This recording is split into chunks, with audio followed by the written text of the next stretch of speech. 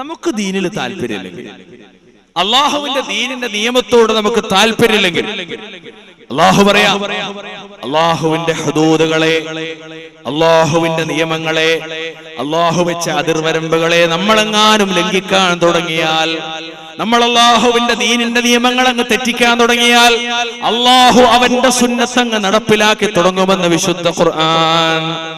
ലോകത്തിന്റെ ഹബീബ് മുഹമ്മദ് മുസ്തഫ സ്വല്ലല്ലാഹു അലൈഹി വസല്ലമയുടെ ശറഫാക്കപ്പെട്ട തിരുനാവിലൂടെ ലോകത്തിന്റെ മുന്നിലേക്ക് ഓതി കേൾപ്പിച്ചു പോയ ആയത്താണ് യാ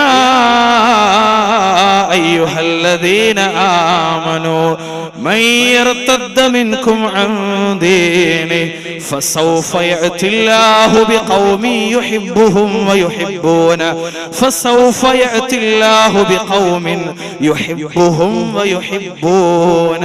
സൂറത്ത് മാഇദ 5-ാമത്തെ അധ്യായം 54-ാമത്തെ വാചകമായ അയ്യുഹല്ലദീന ആമനൂ, ഓ വിശ്വസിച്ചിട്ടുള്ളവരെ, വിശ്വാസികളായിട്ടുള്ളവരെ, മയ്യർതദ്ദ മിൻകും അൻ ദീനിഹി, ആരെങ്കിലും ഈ മതത്തിൽ നിന്ന് പിന്തിരിഞ്ഞു കളയുകയാണെങ്കിൽ, മതത്തിൽ പുറത്തു പോവുകയാണെങ്കിൽ, ദീനുൽ ഇസ്ലാമിനെ മുറുകെ പിടിക്കുന്നിടത്ത് പിന്നോട്ട് മാറിപ്പോവുകയാണെങ്കിൽ, ഫസൗഫ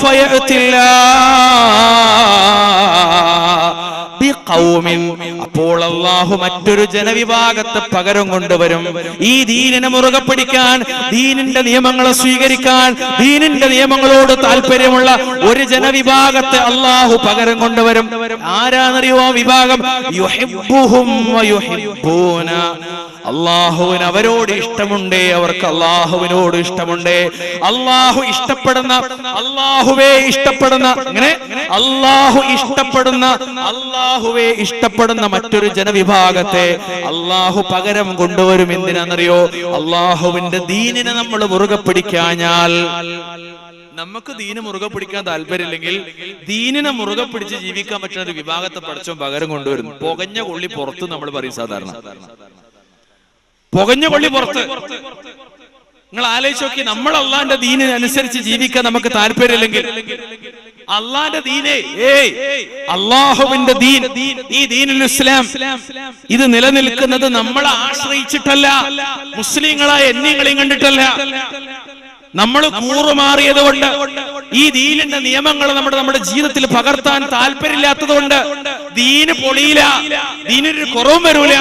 ഈ ദീന് മുറുകെ പിടിക്കുന്ന ഒരു കൂട്ടർ എപ്പോഴും ഉണ്ടാകും.